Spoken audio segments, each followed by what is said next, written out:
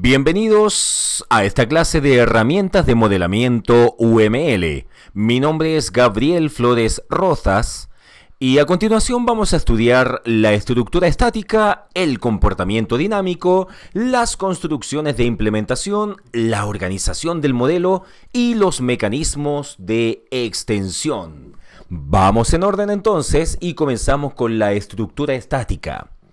Los diagramas de estructura estática muestran el conjunto de clases y objetos importantes que hacen parte de un sistema, junto con las relaciones existentes entre estas clases y objetos. Muestra de una manera estática la estructura de información del sistema y la visibilidad que tiene cada una de las clases, dada por sus relaciones con las demás en el modelo. Una buena definición de este tipo de estructura la da Microsoft en su página de soporte y de información relacionada con los sistemas. Y aquí tenemos dos elementos. Primero, los diagramas conceptuales de estructura estática y también, segundo, los diagramas de estructura estática de clases. En el caso número 1, diagramas conceptuales de estructura estática. Un diagrama conceptual es un diagrama de estructura estática que representa conceptos del mundo real y las relaciones entre ellos. Se centra en las relaciones y los atributos en vez de en los métodos y ayuda al usuario a entender la terminología del área de dominio para la que está desarrollando un sistema. Segundo, diagrama de estructura estática de clases. Al igual que los diagramas conceptuales, los diagramas de clases son diagramas de estructura estática que descomponen un sistema de software en sus partes. Sin embargo, en un diagrama de clases, los componentes son diagramas de estructura estática de clases que representan entidades de software totalmente definidas en vez de objetos que representan conceptos del mundo real. Si observamos el gráfico que está a la derecha, aquí se muestra la estructura del sistema de un sistema de certificación de evaluadores.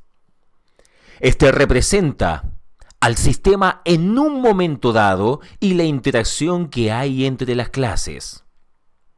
Explicado con más detalle, podríamos indicar que, número 1, para agregar un atributo operación y otras propiedades a formas de atributo operación clase, debemos hacer doble clic en una forma para abrir el cuadro de diálogo. O sea, en otras palabras, estamos viendo aquí distintos elementos respecto a la persona, al candidato, al empleado, clase curso, inscripción curso, la solicitud, cambio estado permitido, prueba, estado de solicitud, examen, sesión de examen.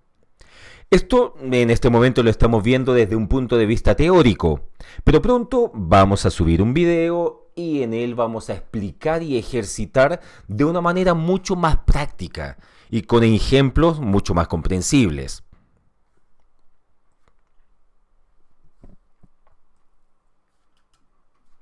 Ahora, el comportamiento dinámico. Respecto al comportamiento dinámico de un sistema, está dado por aspectos relacionados con el tiempo y con los cambios en los objetos y las relaciones entre estos objetos.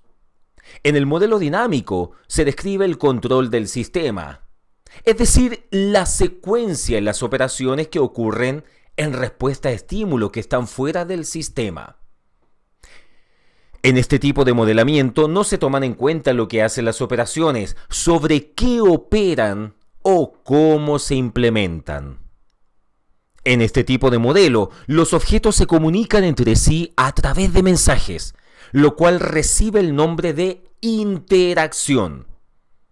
Estos diagramas, o sea, de interacción, junto a otros diagramas de UML como estado, secuencia, comunicación, tiempo, actividad, describe la interacción dinámica en distintos momentos durante la ejecución del sistema. Ahora estudiemos las construcciones de implementación. Los diagramas de implementación modelan la configuración de los elementos del procesamiento en los tiempos de ejecución y de los componentes, procesos y objetos de software que residen en ellos. Los diagramas de secuencia son un muy buen ejemplo de los diagramas de implementación.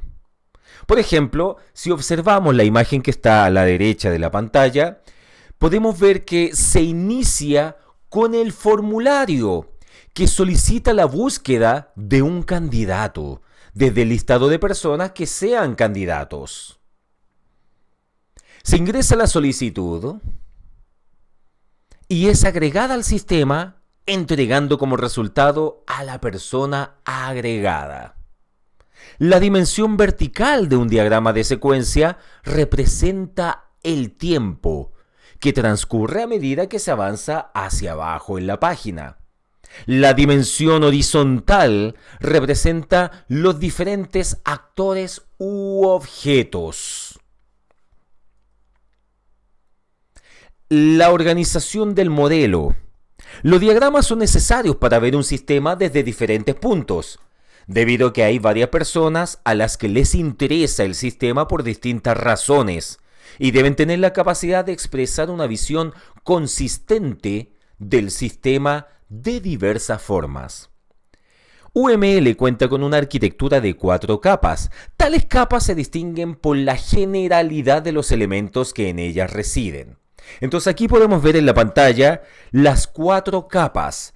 Capa número 1 le llamaremos metamodelado, que define el lenguaje para especificar metamodelos, o sea, conceptos y reglas. Luego podemos ver a continuación la capa número 2 de metamodelado, que define el lenguaje para especificar modelos. La capa número 3 es de modelado, o sea que define el lenguaje para describir un dominio de información o sistema. La capa número 4 hace referencia a los objetos de usuario, que define un dominio de información específico. Ahora, respecto a los mecanismos de extensión, podemos indicar que el modelamiento UML proporciona 3 mecanismos para extender el lenguaje de manera controlada. Estos mecanismos permiten configurar y extender UML a las necesidades de un proyecto y adaptarse a nuevas tecnologías de software. Los mecanismos de extensión de UML son estereotipos, valores etiquetados y valores etiquetados de restricciones. Veamos primero los estereotipos. Tal como vemos en pantalla, un estereotipo extiende el vocabulario de UML, permitiendo crear nuevos tipos de bloques de construcción que deriven de los existentes, pero que sean específicos a un problema. En estos lenguajes, las excepciones son simplemente clases, aunque se tratan de formas muy especiales. Normalmente solo se permitirá que sean lanzadas y capturadas, nada más. Para modelar las excepciones, se puede crear un estereotipo de una clase, como muestra la figura que se ve en pantalla. Entonces aquí tenemos un ejemplo de estereotipo. Luego, respecto a los valores etiquetados. Un valor etiquetado extiende las propiedades de un bloque de construcción de UML, permitiendo añadir nueva información en la especificación de ese elemento. Por ejemplo, si se está trabajando en un producto que atraviesa muchas versiones a lo largo del tiempo, se querrá registrar la versión y el autor de ciertas abstracciones críticas. La versión y el autor no son conceptos primitivos de UML. Pueden ser añadidos a cualquier bloque de construcción introduciendo nuevos valores etiquetados en dicho bloque. Entonces aquí vemos en la pantalla un ejemplo de valores etiquetados. Y en este ejemplo específicamente se puede ver la etiqueta en el paquete servidor para especificar el procesador que está representando, lo cual también se puede apreciar en la descripción del componente, o sea, la biblioteca. Finalmente tenemos como número 3 los valores etiquetados de restricciones. Una restricción extiende la semántica de un bloque de construcción de UML, permitiendo añadir nuevas reglas o modificar las existentes. Como en la siguiente figura solo se muestra la restricción de que el cajero debe atender a los clientes de forma ordenada, ya sea por número o por posición. Entonces aquí tenemos el ejemplo de restricciones en la pantalla y el cajero atendiendo a los clientes de forma ordenada o por posición. Muchas gracias.